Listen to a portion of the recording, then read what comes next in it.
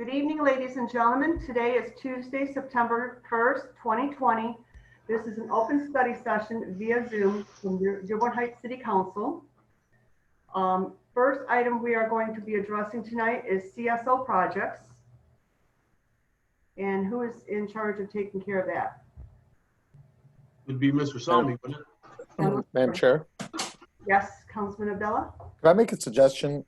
Because we're not going to discuss the Corporation Counsel contract, I know that was on the agenda, and so a lot of possible residents and or people on there are expecting that conversation. At least maybe you make a statement as far as why we're not discussing it. Okay. I think it'd be a good idea. Sure. At this time, we received a letter from former corporate counsel Miyake stating that it appears he's going to try and work with Attorney Schenk in regards to coming up with a contract. It was on the agenda tonight to discuss his contract, but if he's already taken care of the situation, we're going to just put it off tonight. And if there comes an issue, we can also have a special study session or have it before the next council meeting if necessary. So at this time, we will go on to CSO projects. And we have, okay. Councilman Muscat, did you have a question? Well, no, I just want to go on record as saying that I really wanted to discuss the Corporation Counsel, but I'll go with the majority of the council. Madam Chair? Okay, all right, wait, let's move on. Okay, go ahead, Councilman Constant. Well, yeah, maybe you can just explain where the situation is at as of now. I mean, I read Gary's, Miyake's letter. It says, perhaps, so maybe you can just say, you know, why we're not discussing it, where the issue is at now. Okay, the reason we're not discussing it is because of the email we received approximately 30 minutes ago from Mr. Miyake. It appears that he has come up with a solution in regards to getting together with Mr. Schenk. So that's why at this time we decided we would not discuss it because it doesn't appear that it's necessary. If it does become necessary, we will schedule another meeting and do so at that time. At this point, we're going to move on to CSO projects. And I think this is Mr. Director Selmy. I'm trying to unmute because I think you dialed in also. Is that correct? Okay, Director Selmy, we need you to unmute your phone.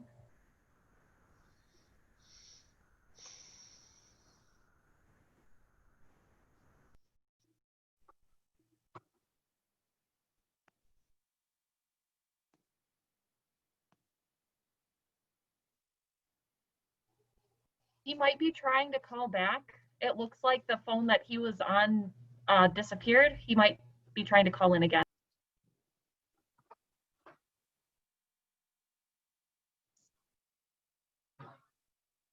Okay, so we're waiting for that.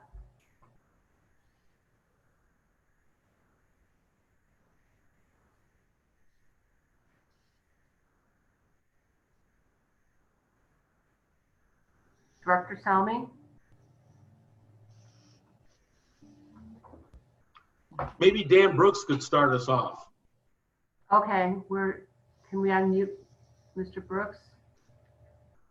Yep. Okay, here he's coming in now again. Mr. Selmy. I'll unmute him too.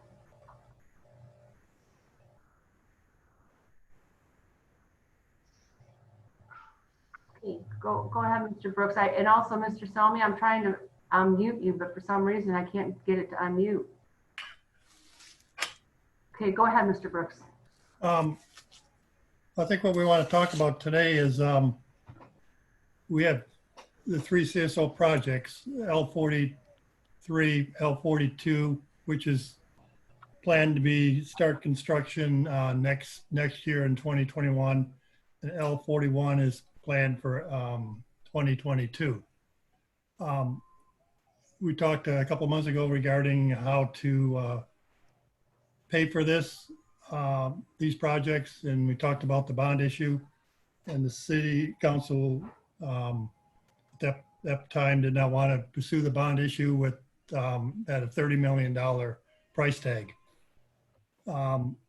If you remove the meters from the projects, the 3 CSO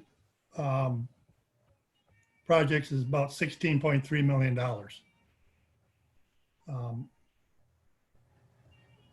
The one project, CSO L43, is under construction today, and it was being funded through this year's water rates.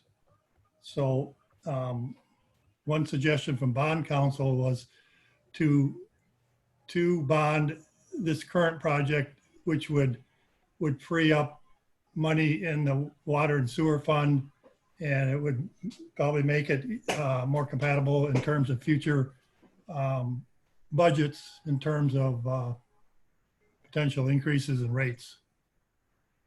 So I think we're looking for direction from the council to, if they want to still pursue a smaller bond issue around 16.3 million, which would be all 3 CSO projects, or just the 2 future CSO projects, which I don't know, I don't have the exact number, but it'd be probably more in tune about $12 million. Okay, Councilman Constant? Thank you, Madam Chair. And Dan, could you give us the first number again? In fact, both the numbers with and without the meters? Well, the one proposal we had was just short of $30 million, and that included the meters. Take the meters out, it's I think 16.3 million with the 3 CSO areas. The one that's under construction this year is about 3.4 million. So if you don't bond for that one, you're probably down to around 12 million, 13 million. And I don't know if this is something you can comment on, but I'm sure the mayor can. If these improvements are done, they're mandated. So if not, we'll end up in court and being ordered to do these at a greater expense, correct? Right. We met with Eagle back in 2018 and agreed on a schedule, which is the schedule we're following. And they said they would issue an NPDES permit based on that schedule. We officially are still waiting for the NPDES permit to be issued. So we do not have a permit with these dates in them, but it's forthcoming. So it's a little gray area there in terms of having a firm compliance schedule versus one that was an agreed on concept, handshake, if you want to say, but they have not followed up with a permit in writing. And the alternative would be, one alternative would be just to put it on everyone's water bill immediately, and the water bills would go sky high, correct? Right. Plant Moran, administration was preparing the water budget with a number of scenarios. One would be to bond the CSO projects. And if you don't bond them, then what would be the cost paying cash? So just so you can see the difference. All right. All right. And you have those numbers somewhere? No, we don't have those numbers. Plant Moran was, we met this week, or last week we met, and they were going to work on those budget scenarios, and we were going to come back to council in September. All right. Thank you. With different scenarios. Thank you. Thank you, Madam Chair. Okay, I have Councilman Muscat next, and then Councilman Abdullah. Go ahead, please. Yeah, when we first discussed the bond issues at $30 million, I was really upset at $30 million. But with the streaming back down to 16 million, and if we bond, include the project that's going on now, include that in a bond, that would work out very well, because then after that's done, we can pay down some of that debt with the CSO money that was captured years ago that's still sitting in the water fund. And I would hope that city council and the rest of my colleagues say yes to this immediately and get those bonds issued as soon as possible. Thank you. Councilman Abdullah? I'm not sure if Dan Brooks can answer this or possibly someone else, but if we did go with the first two projects right now at $12 million when we bonded it out, do you have, Dan, at least an idea as to how much for the average homeowner based on their average water bill, how much that would actually cost and how many years that's going to be bonded out over? I don't have that. That was going to be presented this month once Plant Moran ran through the scenarios. But the plan was to do a 20-year bond. There are options, I believe, to do I believe 25 or 30-year bonds if you want to. But it's I think we're basing the scenarios on a 20-year bond. Okay, and because I know the interest rates are obviously very low right now, so this is obviously an optimal time to do this, at least based on interest rates alone. But maybe by the time you do present, then if we could have some sort of an idea, because that's how residents can in general relate to this, as to how much is it going to cost them per average homeowner per water bill. You know, Right, whether it's 12 million, 30 million, or 400 million, it's, you know, until they know how much it costs them, that's really what they're mostly concerned about. Right, we were going to break it down to the cost on a common typical water bill. Beautiful, thank you. Thank you. And unfortunately, I'm still trying to unmute Director Selmy. He has called in on his private cell phone and it will not unmute from my end. Does anybody have any? I think the way I understand it, when we ask to unmute you, Director Selmy, I think maybe you can hit 6 and maybe that should do it. Number 6.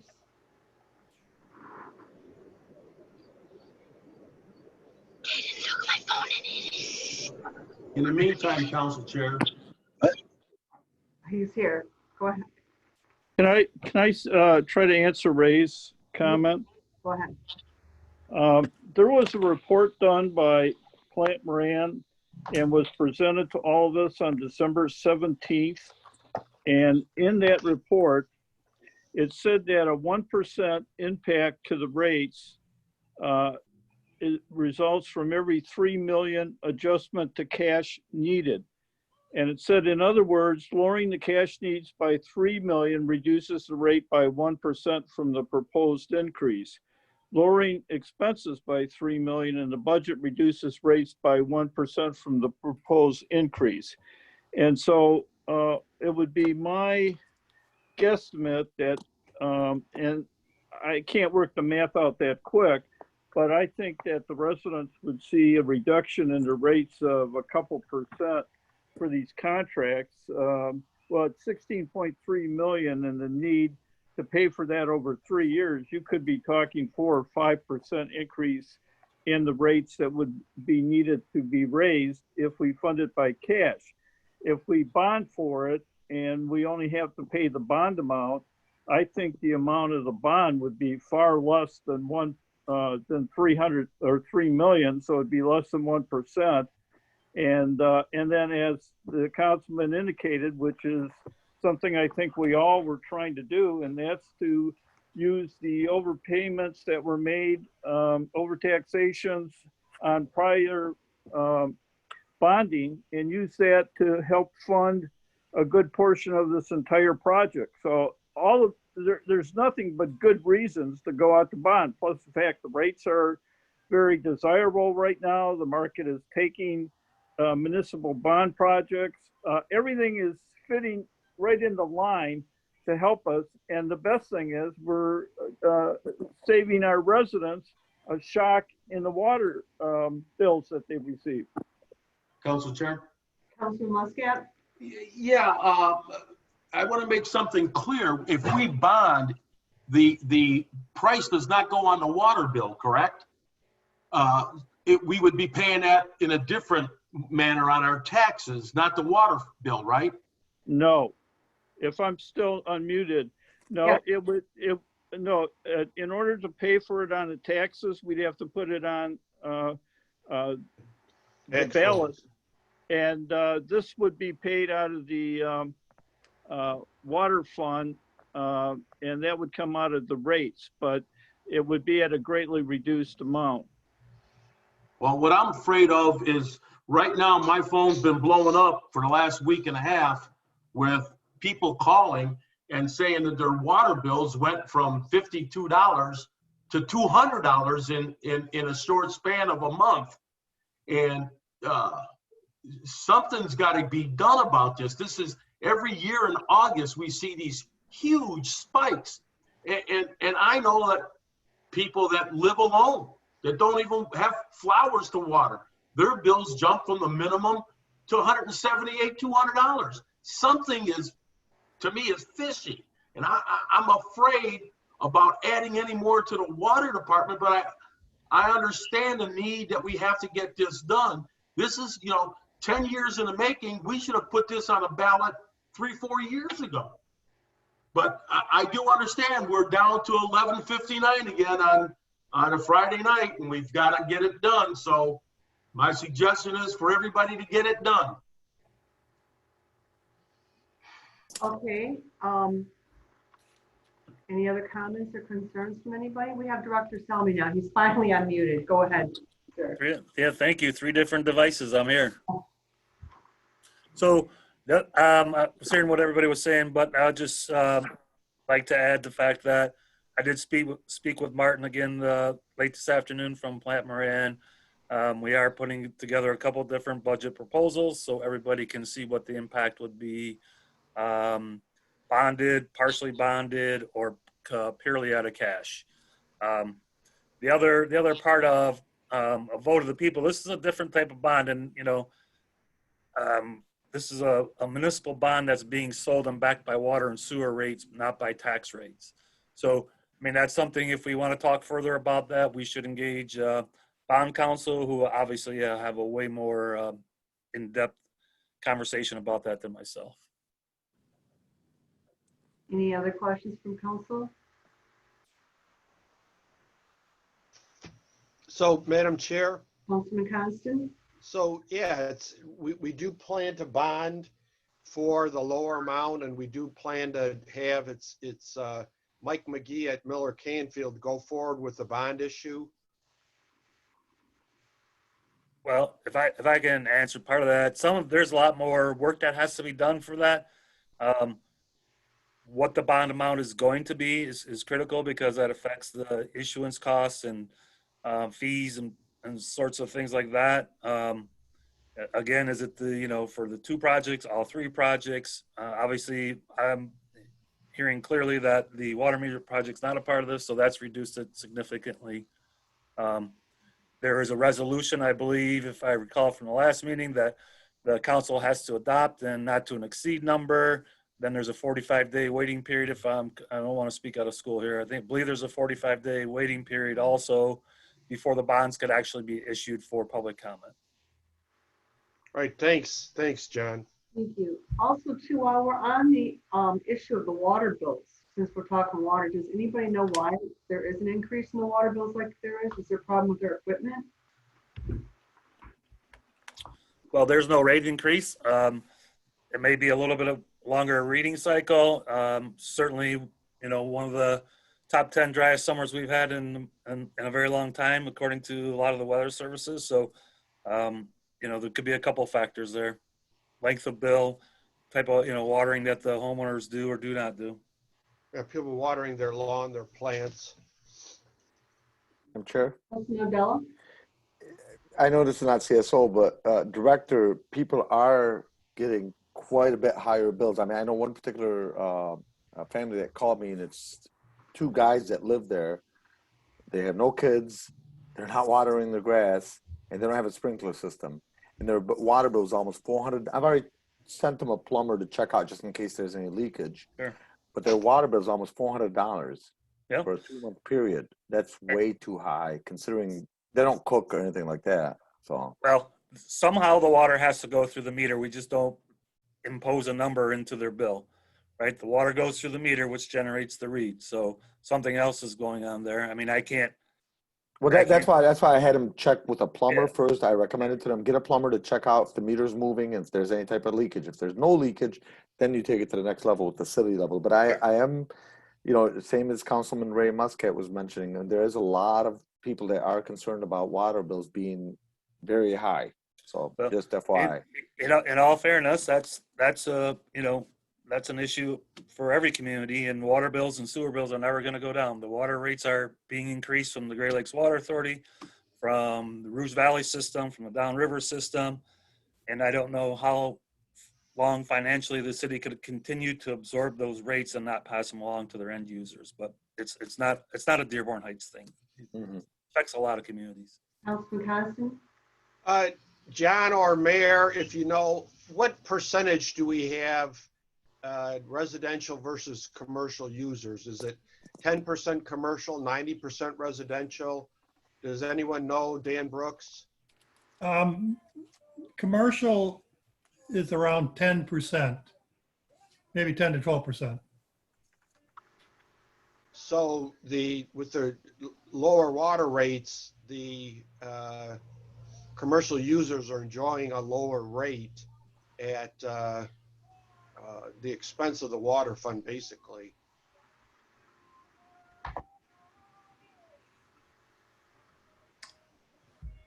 I don't understand your point. Yeah, so in other words, it's not just homeowners, it's if with the reduced water rates, the commercial users, I was at City Hall the other day and there was a commercial user with a problem with his water bill, and he was gonna come before council. I told him first to, check for a leak, check with the water department. There was a spike in a one-day use, but I'm saying the commercial users are enjoying what some might say is an artificially low water rate at the expense of the water fund and everybody else, including the residential users. If the everyone was paying exactly what they should be paying to cover the cost of the system, then the commercial users would be paying more, and they'd be shouldering that cost, at least 10% of it. Well, everybody pays what goes through the meter. It's the same rate for commercial or residential. Oh, right. But the commercial users are enjoying a lower water rate now than they might otherwise have if the rates were set at what would properly fund the water fund. Anyway, I'm all set. That's Okay. I got the answer. So it's about 10%. The other comment on if someone calls with a high water bill, you have them direct a call to DPW, because they take the calls and they do follow through if there's a high water bill. That's exactly what I did. And I told them it was probably a busted water line or something. It was quite a jump, and that it said exactly to go to council first is starting at what should be the end or not at all. Right. A running toilet is going to double your water bill or more if it's been running for a couple of months. So And if I could add something to that, one of the easiest ways any homeowner can do that is put a couple drops of food coloring in the back of their tank, and come back in an hour or the next morning. And if there's food color in the bowl, then something's leaking. That's the simplest way to check. Real efficient there. There's a handout at the counter in the water department that says just that. It tells you how to do that, and I've used that. Yeah, I found out the hard way that my toilet must have been leaking, because when I got a new one, my water bill dropped drastically. I didn't realize it. So I know my water bill went up because I water grass, even though my front grass died this year from a disease, but my backyard still looks wonderful. So I expected mine to be higher than normal. But I look at my mom's and I'm saying, wow, it's kind of hard for me to swallow that, going from $52 to $200 and I think it was $179. And let's not forget, folks, we're on a 2-month schedule, not a 3-month schedule. A lot of communities are still on a 3-month schedule, and their bills are a lot higher with 3 months than it is 2 months. And that's something that you got to take into factor too, because it may not be a 60-day bill. So that's, we've had some people off, a couple of meter readers off here. So, they were 10, 12 days. It might be a 70 or 75-day bill too. So you can take that in consideration. So if they do call the department or certainly the billing, we can get the read dates and start there and try to help the residents to see what's going on there. Thank you, Mr. Salmi. Okay, we have Councilman Wenzel. Yeah, it's hard to tell the residents that they're only paying from what goes through the meter. When I had a classic example last year, I had a $1,200 water bill, and it was I do have some flowers. I watered some flowers, and I filled a pool. But this year, I filled a bigger pool, and like John said, it's been drier, and my highest water bill for that cycle was $400. I mean, I filled a bigger pool during that pay cycle.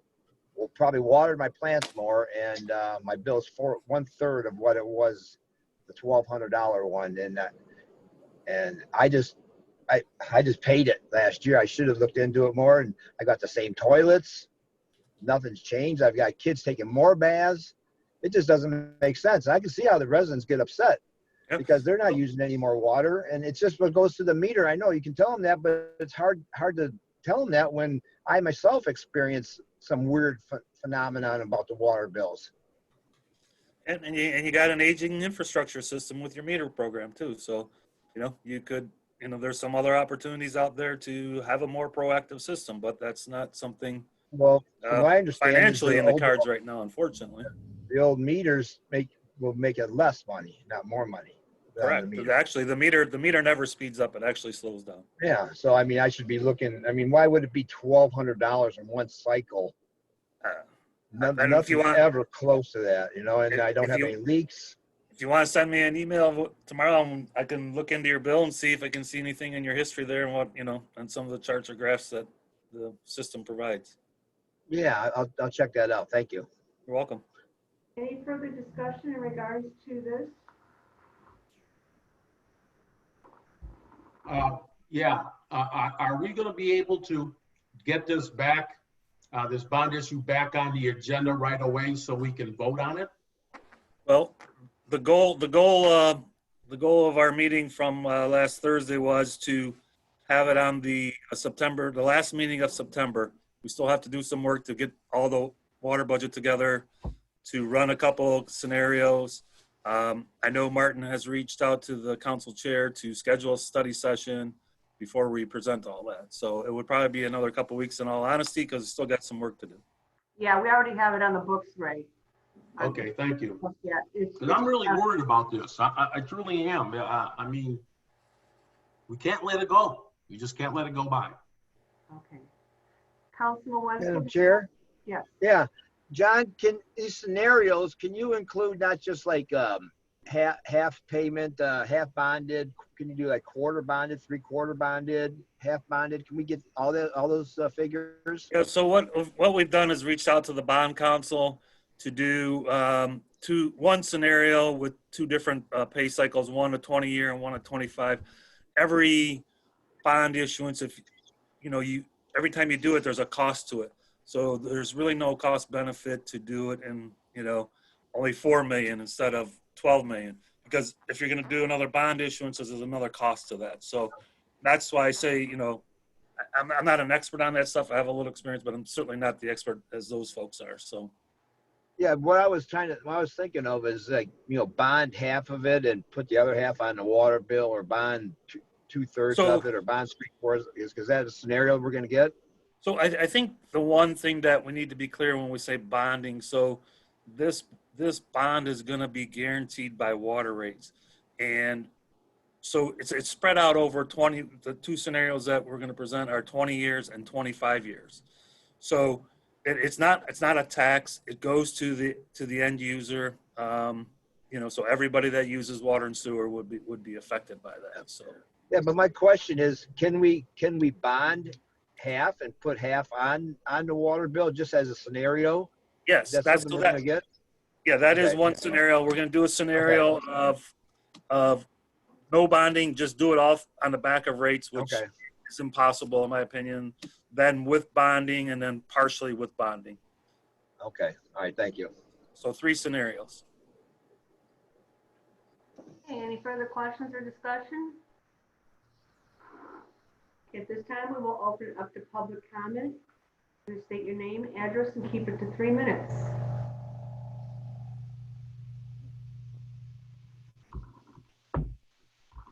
Okay, we've got Mr. Miyake. Hold on, let's unmute you.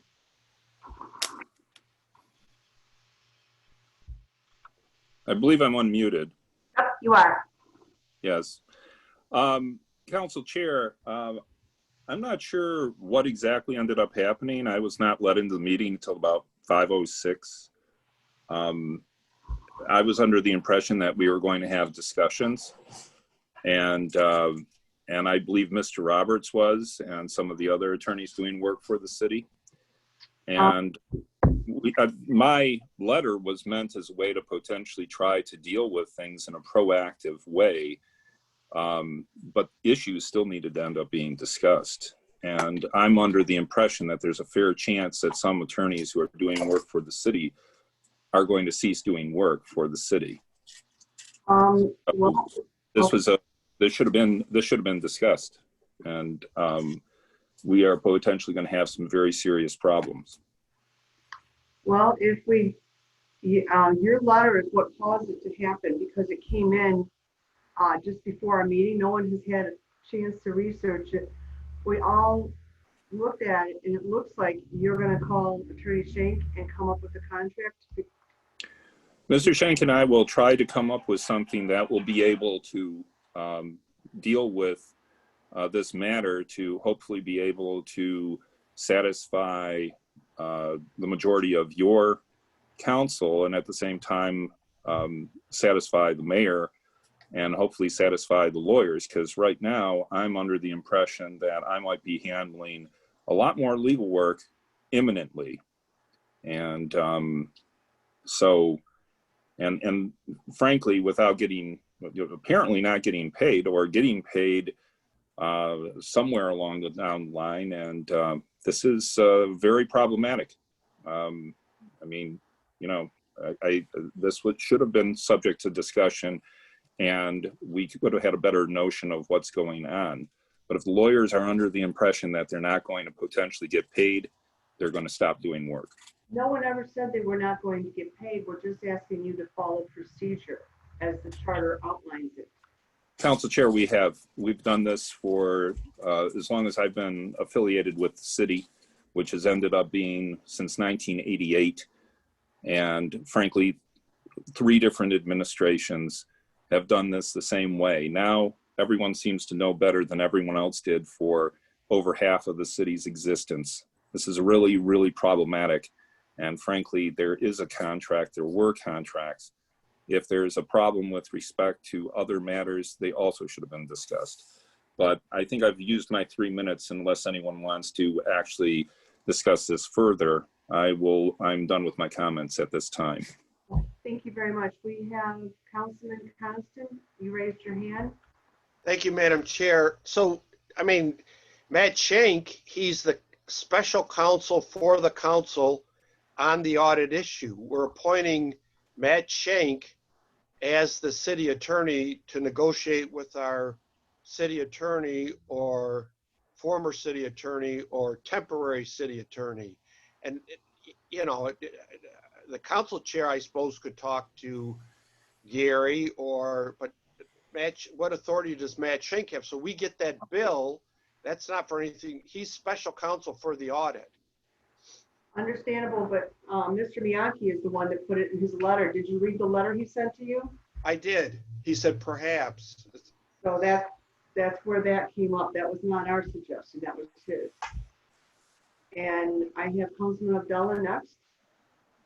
This is for Gary Miyake. I just wanted to make sure I clarify. The only thing I find a weakness in your argument at this particular point is I've always had a problem with somebody saying that's the way we've always done things. That would not be enough for me to say that we don't need a contract. So the only way I would be okay with not needing a contract if one is not needed is if it's on charter. But just because we've always done it this way doesn't necessarily mean that is the right way, or it has been done the right way all along. So I just want to point that out, because I know that's what you were just saying, and I just want to make sure to clarify that, at least as far as I'm concerned, that would not be enough for me. Right. And I Madam agree. Chair, I got Mr. Miyake next, and then Mr. Roberts, and Councilman Bazey. Go ahead. yes, there is a contract by virtue of what had ended up taking place with the approval of the fee schedule. The fee schedule was approved. The last fee schedule was approved in February of 2019. And that's what boosted up the rate by $5 per hour, if you recall correctly. In terms of, I'm not conceding anything in terms of a position with respect to Mr. Schenk. I am merely trying to work on behalf of the mayor to be able to end up trying to work out some sort of resolution to provide for legal services with people being paid. And because otherwise the city is going to end up having very, very serious problems, and this could very well go into litigation very quickly. Okay, thank you, Mr. Miyake. Your time is up. And we have Mr. Roberts next. And go ahead. I can't. You need to unmute yourself, Mr. Roberts. There you go. I just wanted to clarify something. Is it your position that we're not getting paid for the work that you acknowledge we have done because you claim we do not have a contract?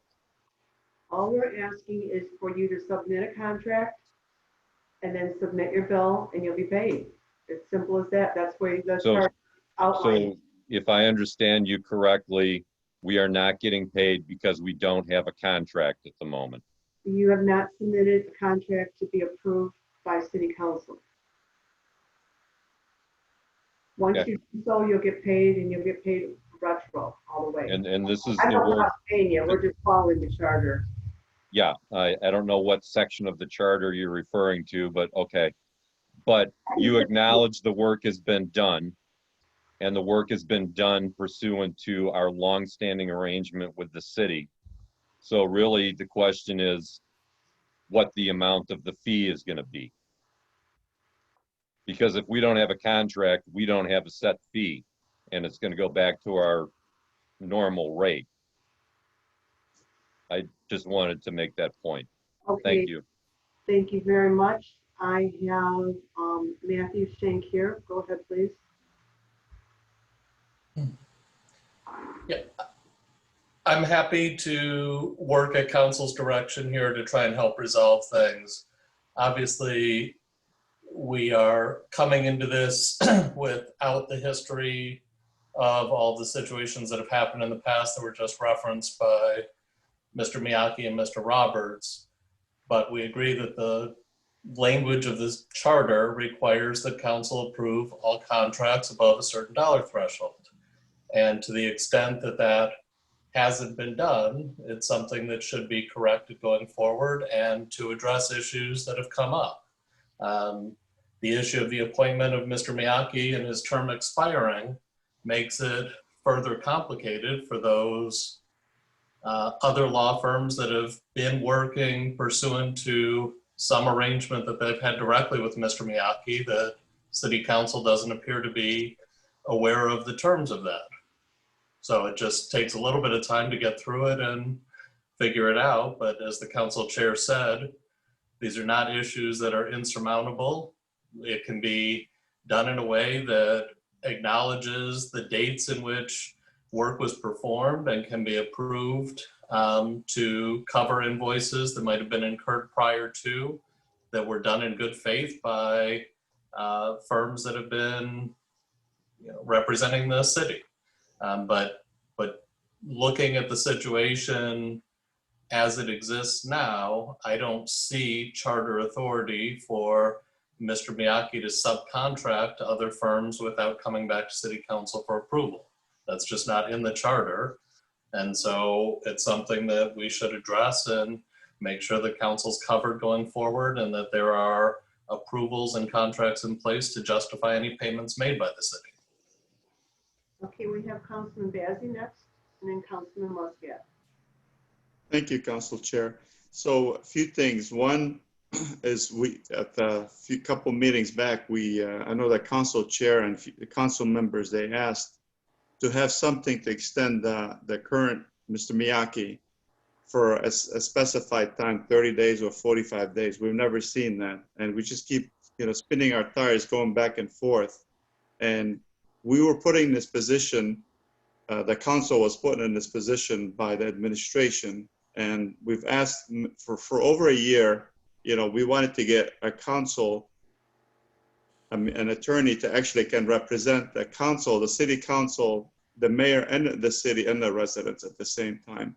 And we got to this position right now is because we felt as a council that we were not getting council representation from council for the city council.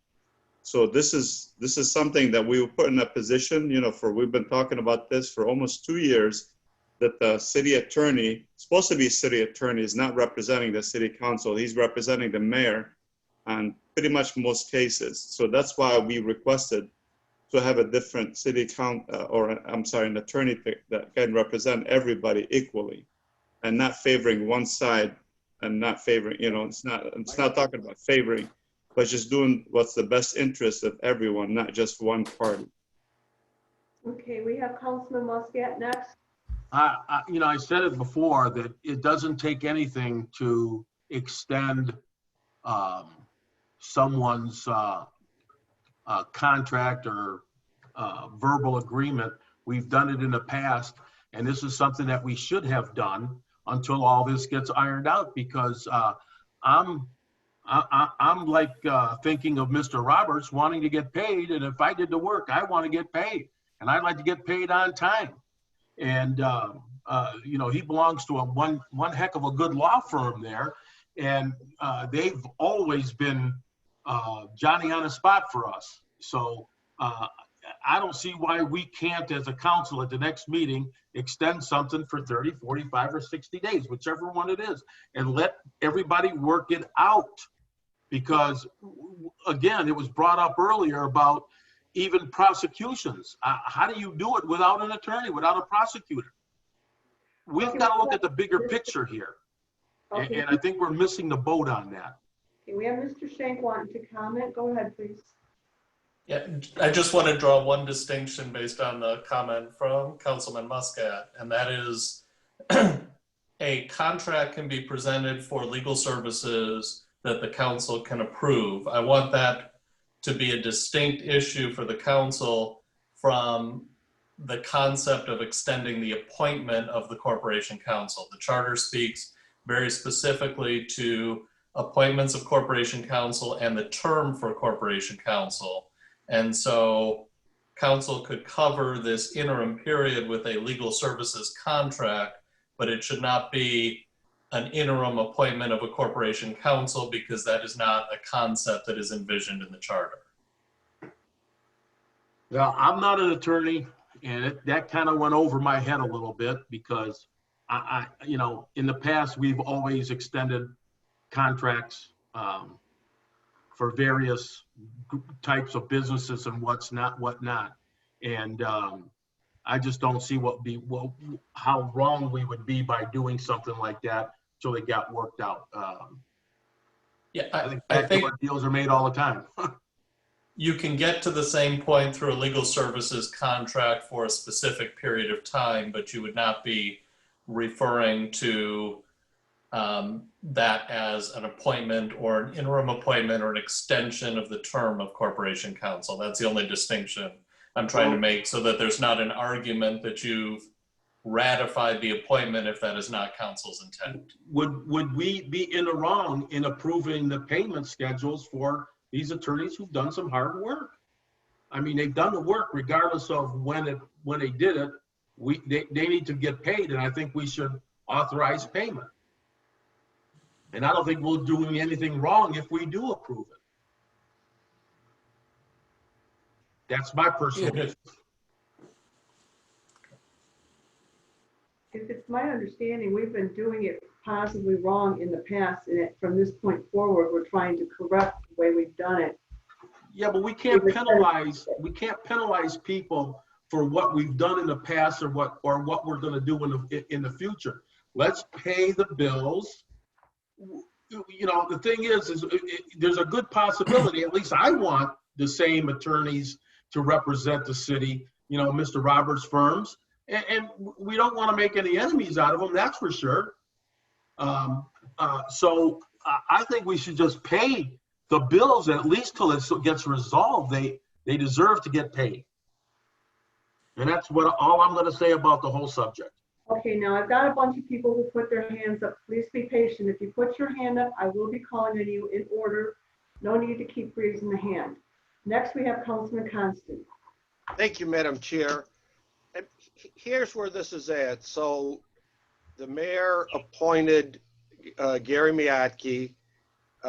It was back in January. Somebody pointed out that the city attorney's contract doesn't get affirmed by the council till April. The council didn't affirm it. So to one of the other council members' point that, well, Gary isn't representing us. It's so Gary and then the attorneys that work under him, Gary Miotke, when they do misdemeanor prosecutions in the district court, when they do property tax appeals, when they do issues regarding land, when they represent the planning commission, when they give the advice to the zoning board of appeals, they're not representing just one branch of city government. There's one issue, and that was the hiring of a separate law firm to conduct what was supposed to be an audit of the PEG money, and that was it. And a lawsuit was filed. The lawsuit was filed without even discussion or a vote of the council. But the city under the charter has to have a corporation counsel who's a resident of the city, and the council has asked for a temporary contract. The council chair has said in the council that Gary Miotke can act for 45 days until the pandemic is over, so on and so forth. Gary Miotke, the city attorney, or the former city attorney, has said we can't do a temporary contract. It's not allowed for under the charter. So I don't need an army of attorneys billing the city to negotiate this. It's evident that the mayor's not going to nominate anybody else. It's evident that the majority of the council is not going to confirm Gary. So, you know, we have to have a plan to represent the municipality of the city of Dearborn Heights and all the different functions, the water and sewer issues, the issue of, you know, bonding out, the prosecutions in court. It's like I said several meetings ago, we're at a stalemate. I don't need a special counsel that was hired for one issue, who really would have a conflict negotiating with our former city attorney. You know, the council is saying we want a written contract, and the city attorney is saying under the charter you can't have a temporary appointment. So that's where it's at. The council chair and the mayor's office, or all of us, need to negotiate and come with to a resolution on this. We get more lawyers involved, there's more expense, and this thing is getting really convoluted, and the city's going to have some real problems and some real liability exposure. Thank you. Next, we have Councilman Wenzel. Councilman Wenzel? Oh, yeah, I'm. You? Yeah, How about that? Okay. Now, is it my understanding that you can't Tom, you just muted yourself. Let me unmute you again. Hold on there. Okay. okay, that you can't extend a part of the contract that just involves the pay, because you can't extend an appointee, because we extend lawn cutting contracts and then we pay them, Is it the appointment part that's the problem? Because they go hand in hand, or they can't be separated. Matthew Shank, would you like to answer that? Sure. The charter speaks to a specific term of office for the corporation counsel. So that term has expired by operation of the charter. As Councilman Constant just indicated, the charter requires that the mayor submit an appointment and that the council confirm that appointment before it becomes effective. The mayor submitted a name, council did not act on it, and therefore it's back in the mayor's court to submit another name to be consistent with the charter. The refusal to submit a name is what's put council in this position and the city in this position to be without a corporation counsel. And it's a duty of the mayor to submit a name that council will ratify. I understand that part, but my question was, can they be separated? The pain and the appointment issue, or can they be two separate? I'm sorry, I misunderstood. Yes, that's the point I was trying to make earlier. The council could enter into a simple legal services contract with the Seacrest firm or with Mr. Miyake's firm for a specific period of time for legal services on behalf of the city. And that would not, by its own terms, extend the appointment of a corporation counsel. It would just be a straight legal services contract, the same way you'd hire someone to do snow removal or grass cutting. It would just be a straight professional services contract. Who would draft that contract? Well, frequently law firms will present a type of engagement letter to the city, or the city can draft one themselves and send it to those firms. It can work in either direction. But it's a very simple process. It can be done in terms of, I know that Mr. Muscat Councilman Muscat raised the concern earlier about making sure that Seacrest gets paid for services that they've performed. If they were to send over an engagement letter and it was acceptable to council, that could be done very quickly to have a retroactive date to cover any unpaid invoices, and it could be approved and payments made in accordance with that. What we're trying to avoid, and this is a problem under the Uniform Budgeting and Accounting Act, is for payments to be made without that expenditure being authorized. And so where there's no contract in place, you have the risk of it being an unauthorized expenditure in violation of state law. Right. So Seacrest Waddle could present this contract to city, the request to city council? Correct. Right. Yeah, because I'm with Mr. Councilman Muscat. I think we should, they should be paid for services performed already. All right, thanks a lot. Appreciate it. Madam Chair. Councilman Bazey, and then go ahead, Councilman.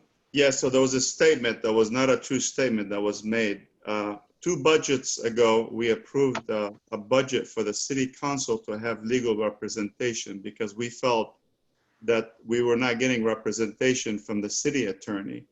And that was the reason why we actually put a budget about 2 years ago or so for having a budget for us so we can hire an attorney to represent us, because we felt like we were not getting representation from the attorney that was supposed to be hired for the city. Okay, so that was the statement. It's not true that we actually had the money allocated just for the forensic audit, somebody to represent us for the PEC fees. We had meetings with the auditor, the Raymond Group. Each council member, from my understanding, had a 2-hour meeting with the Raymond Group, and each council member discussed what they thought should be audited, should be included in the forensic audit. So it's not just the PEC fees. So if anybody makes a statement, it has to be an accurate statement so the residents know it's like for transparency. It's not just for one particular, well, like I said, it was a PEC fees. It was various items that the council, not just one council member, but all 7 council members stressed that they had issues with. And that's the items that are being audited, not just one item. Okay, next we have Mr. Miyake.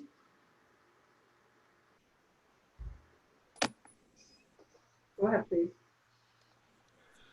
Yes, I wanted to make sure I addressed Mr. Shank's statements in a few ways. One, there couldn't be a separate contract that was just entered into with someone, all right? That's inaccurate under the charter. Essentially, that would be a violation of separation of powers. The mayor is the one who ends up making the appointment for the person who's general counsel. Secondly, the idea that any contract over $5,000 needs to be approved by the council is not accurate under the city charter. Only certain contracts that have a specific consideration of over $5,000 require council approval.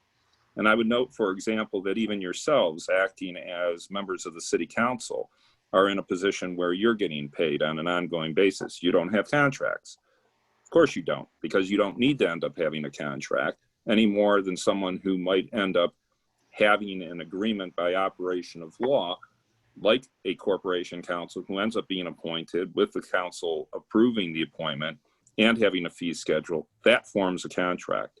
So I think the reason I ended up suggesting the possibility of addressing this by virtue of some sort of resolution is because I think that Mr. Shank is grossly incorrect about the law, but I've always represented the city since I've been practicing all but 2.5 years, so for over 30 years, and I don't want the city to basically end up having a problem.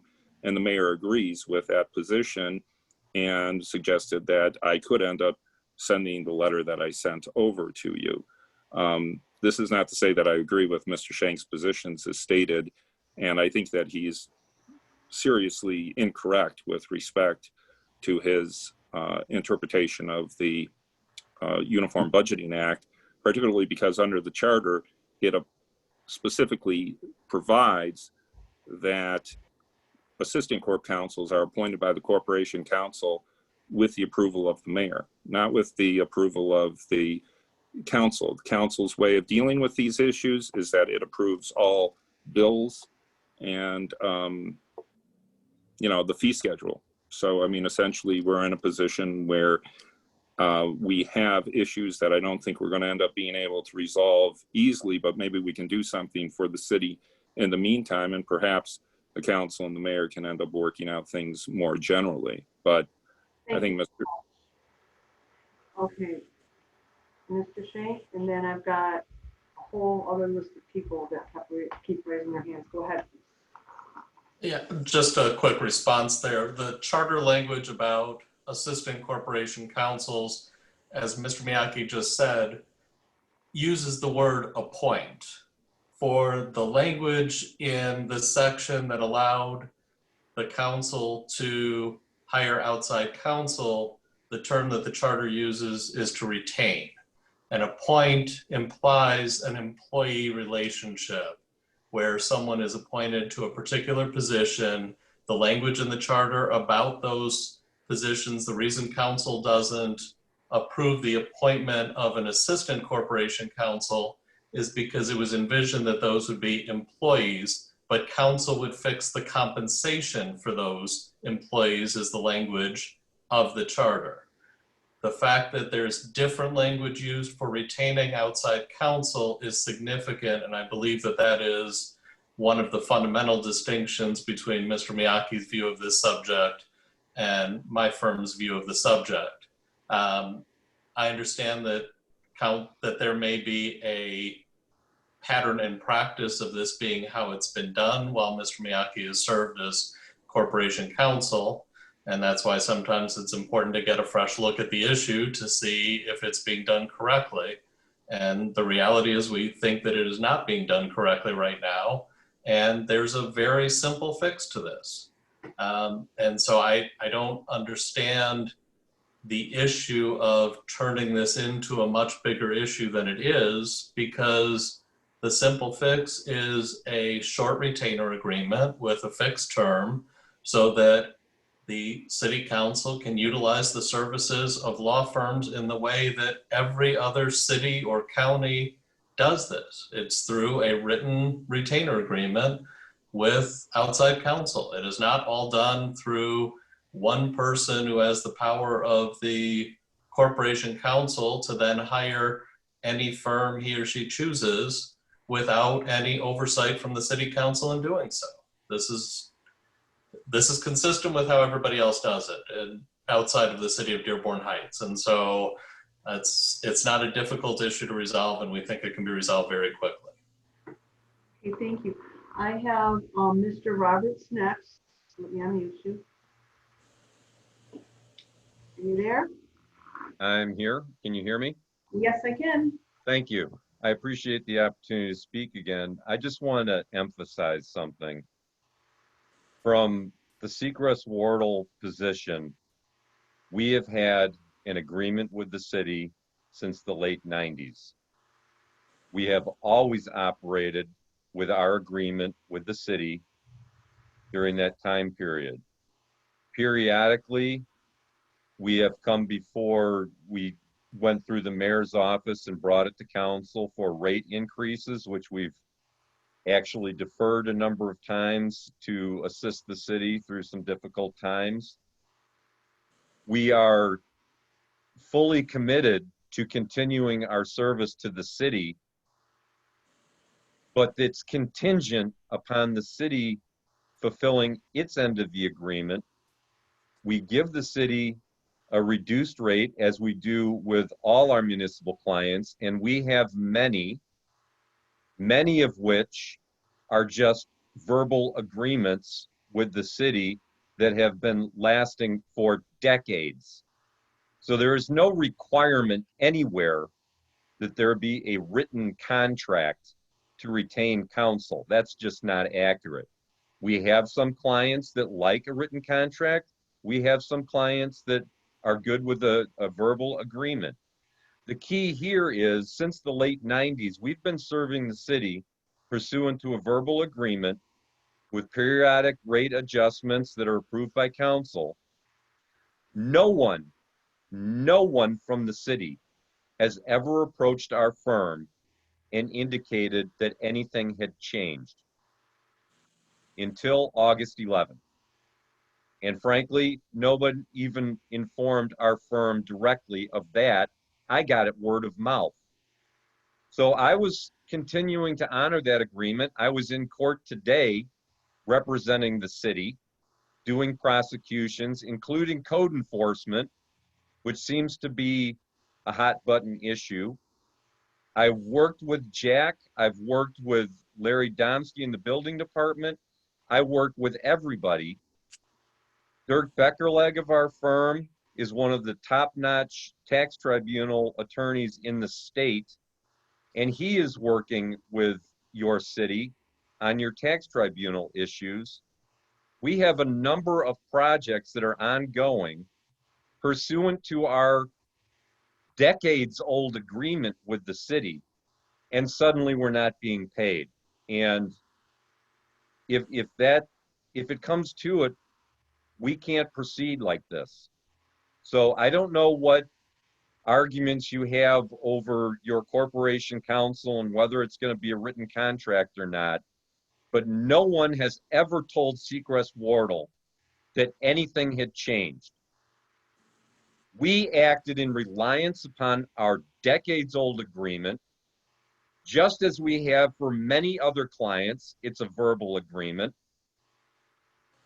So I don't understand just the flat-out refusal to approve our bills, based apparently on a charter provision that is dealing, as I understand it, with the sale of good or the purchase of goods, which many of our clients have that similar charter language, but it doesn't apply to professional service agreements. So like I said, Seacrest-Wardle is interested in continuing our relationship with the city. And as I said in my letter, we need to get paid. And part of the rate that we thought we had an agreement on was based upon the fact that you're a municipality and we don't have to chase you around for fees.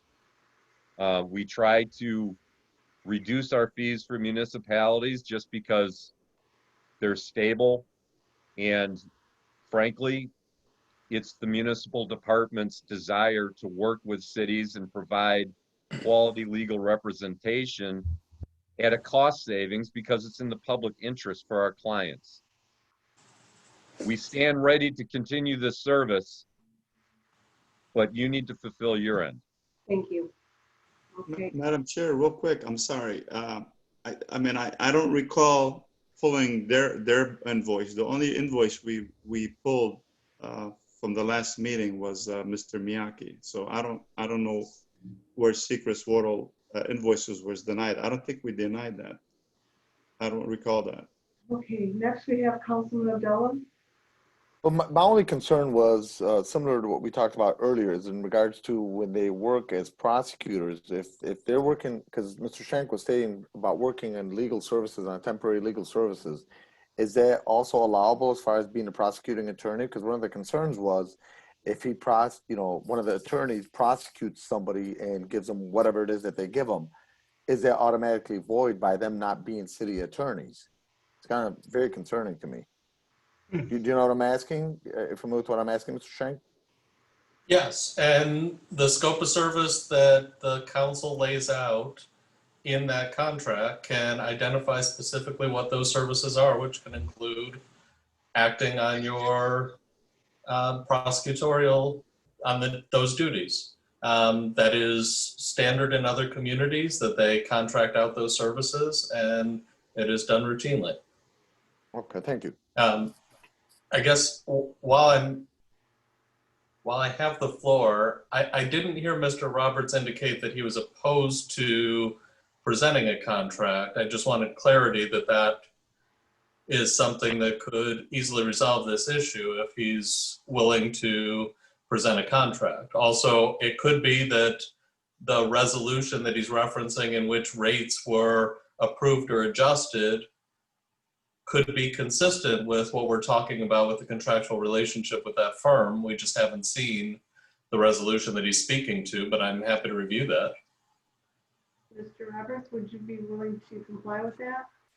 What I would be willing to do first and foremost is continue our existing relationship.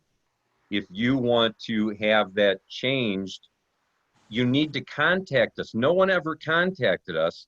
And to respond to Mr. Bazzi, it was his motion that specifically pulled our invoice on August 11th. It was his motion. Okay, thank you. So, you know, the problem is no one ever communicated anything to us. We're here to serve the city. We desire to continue serving the city, but you have to let us know what you want. We've been operating under an existing agreement. We've had it for decades. We're willing to continue. Thank you. Thank you. Madam Chair? Okay, Councilman, I've got Councilman, wait, I just council. Okay, go ahead, you're next. I'm looking at the motion right here. It says here it was Mr. Miyake's invoices. So I'm trying to see here. 611. Okay, so it was my understanding it was just Mr. Miyake's invoices, not Secret Water invoices. Okay, I'm gonna unmute Mr. Roberts one more time, and we're gonna wrap this up because we're not being very productive in what's going on here. We're just going back and forth. Go ahead. Again, I beg to differ. August 11th, the original motion by Mr. Bazzi was to pull the Miyake bill from the consent agenda, and I believe at council chair's recommendation, it also included our invoice, which I believe bore a number including 16. I don't recall off the top of my head, but there was a motion made to pull two invoices that day. One was Mr. Miyake's and one was ours, and it was done without any notice to us and without any reason that was conveyed to us. Thank you again for the opportunity to speak with you. Thank you. Okay, at this time, unless we've got something productive to discuss, at this time, I'd like to wrap up the meeting. Is there anybody else who wants to speak? Yes. Councilman Carson, you spoke several times. Will this be a short one? Yes. Thank you. So in the 59 years that Dearborn Heights has been a city, we've never had this problem. In Inkster, they have a city attorney that's with a firm. We don't have the luxury for each council member to have their own personal attorney. The council only acts after a majority vote.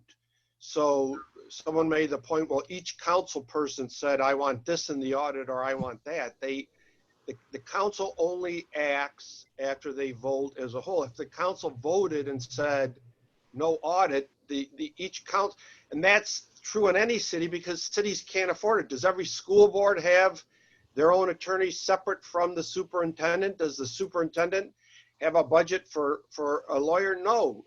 The city of Detroit that has had some lively council meetings, they have a appointed city attorney, Lawrence Garcia, and they have a law department.